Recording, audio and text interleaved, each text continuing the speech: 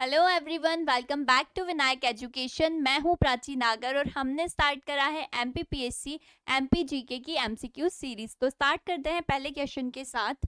अखरानी और मथवार पहाड़ियों के बीच गहरी कंदरा यानी गहरी घाटी निम्नलिखित में से किस नदी ने बनाई है?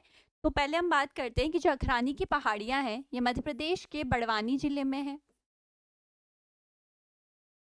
मथवार की जो पहाड़ियां हैं वो मध्य प्रदेश के अलीराजपुर में है। इन दोनों के बीच में, इन पहाड़ियों के बीच में गहरी घाटी जो है वो बनाती है नर्मदा नदी।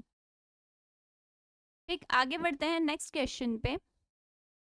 मध्य प्रदेश की किस नदी को स्वर्ण नदी के नाम से भी जाना जाता है? तो मध्य प्रदेश की जो सोन नदी है जो कि अमरकंटक अनूपपुर से निकली है। नर्मदा भी सेम अमरकंटक अनूपपुर मेकाल रेंजेस से निकली है। सोन नदी को स्वर्ण नदी के नाम से जाना जाता है।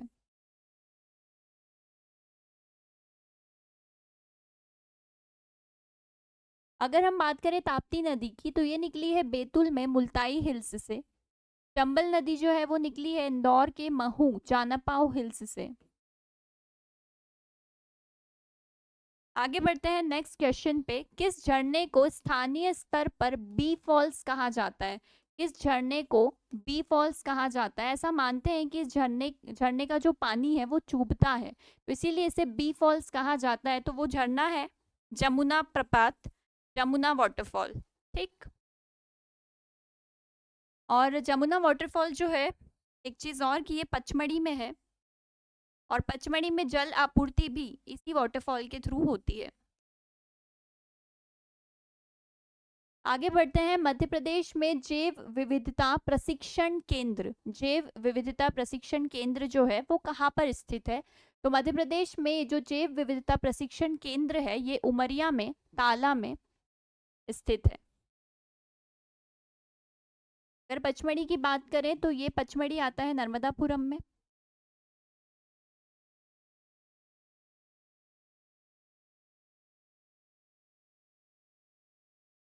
लखनादौन जो है ये आता है सिवनी में।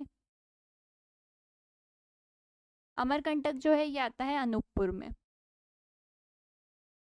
तो जो जैव विविधता प्रशिक्षण केंद्र है वो है ताला में। और अगर हम बात करें जैव विविधता प्रशिक्षण बोर्ड की तो वो है भोपाल में।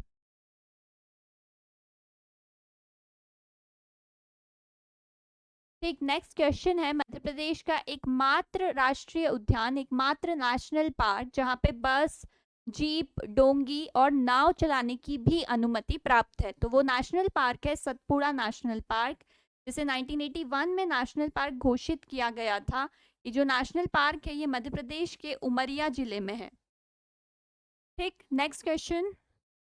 कमलापति महल किस शहर में स्थित है? तो ये जो रानी कमलापति का महल है इसी के नाम पे रानी कमलापति रेलवे स्टेशन भी है जो कि भोपाल में है। ठीक, नेक्स्ट क्वेश्चन। मध्य प्रदेश में किस जिले में नर्मदा नदी के किनारे सफेद संगमरमर की प्राप्ति होती है? सफेद संगमरमर के लिए फेमस है भेड़ाघाट जो कि मध्य प्रदेश के जबलपुर जिले में है, जिसे सिटी ऑफ जस्टिस भी कहा जाता है।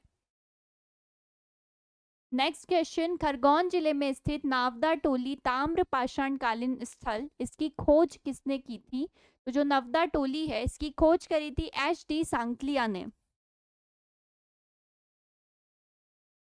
ठीक, RP जोशी ने खोज करी थी होशंगाबाद में आदमगढ़ की।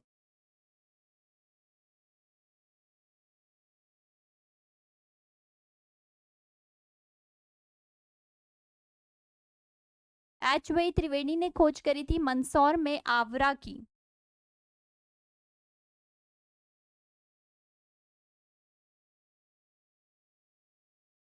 और विष्णुधर वाकनकर ने खोज करी थी भीमबेटका की।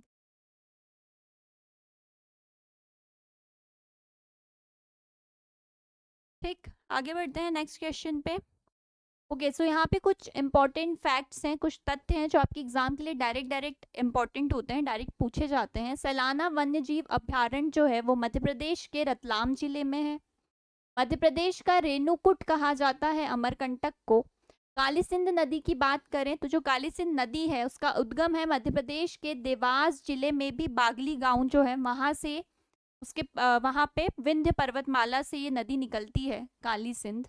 मध्य प्रदेश में चंबल नदी के द्वारा मृदा अपरदन से जो प्रवाहित मुख्य जिले हैं, तो सॉइल इरोजन से जो प्रवाहित मुख्य जिले हैं वो है मुरैना, भिंड और शिवपुर।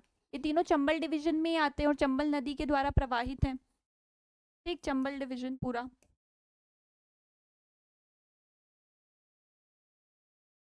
नेक्स्ट और लास्ट जो फैक्ट है वो है पचमढ़ी, जो कि एक मुख्य हिल स्टेशन है मध्य प्रदेश का, वो पहला बायोस्फीयर रिजर्व है। ठीक, मध्य प्रदेश का जो पहला बायोस्फीयर रिजर्व है वो है पचमढ़ी। तो थैंक यू, मिलेंगे नेक्स्ट लेक्चर में और पढ़ेंगे कुछ नया। अगर पढ़ाना अच्छा लग रहा हो तो चैनल को सब्सक्राइब कर दीजिएगा।